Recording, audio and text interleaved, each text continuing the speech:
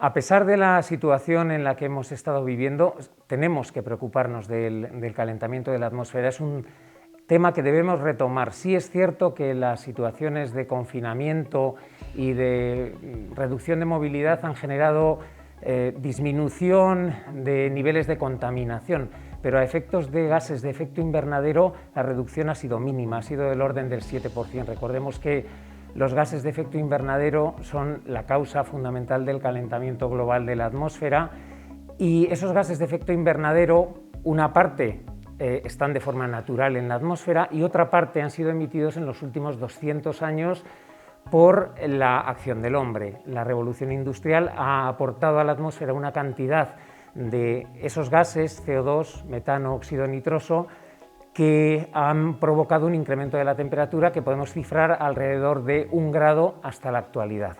El nivel de dióxido de carbono, que es el responsable en 2/3 partes de ese calentamiento actual, es de 414 partes por millón, cuando durante los últimos 3 millones de años hemos estado entre los 200 y los 280 partes por millón. El año 2020 puede suponer una referencia en la evolución de aquello relacionado con el cambio climático. Por una parte, me gustaría destacar la llegada de la nueva administración a Estados Unidos.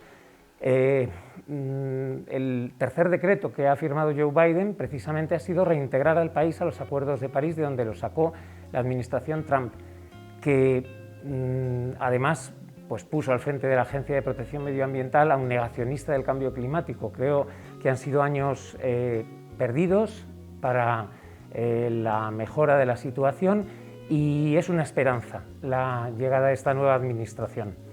Por otra parte, el IPCC, el Organismo Intergubernamental para el Cambio Climático, Premio Nobel de la Paz en el año 2007, publica cada 7 años su informe de evaluación. Este año toca el 6º informe de evaluación y es un documento muy importante.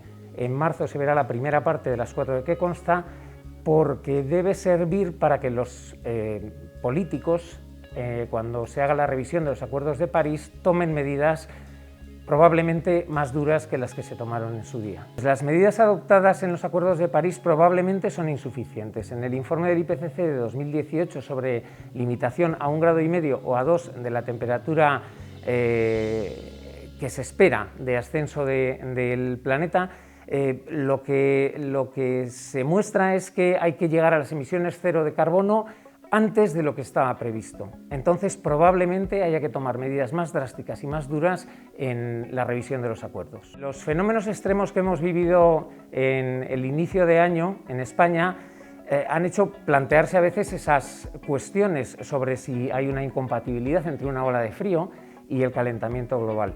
El calentamiento global, dentro de lo que los modelos apuntan, también está la mayor abundancia de extremos climáticos. Es difícil siempre hacer una asunción de responsabilidades. No podemos decir que algo relacionado con el tiempo, lo inmediato, tenga un origen en un cambio climático que es, como sabemos, a largo plazo. Ahora bien, sí que es cierto que hay algún trabajo, algún estudio científico de la Universidad de Bristol, de Dan Mitchell en concreto, que liga este tipo de fenómenos de intrusión de masas de aire frío desde el norte al debilitamiento del vórtice polar, y eso puede tener que ver con el extremado calentamiento del Ártico que se está produciendo por efecto del cambio climático.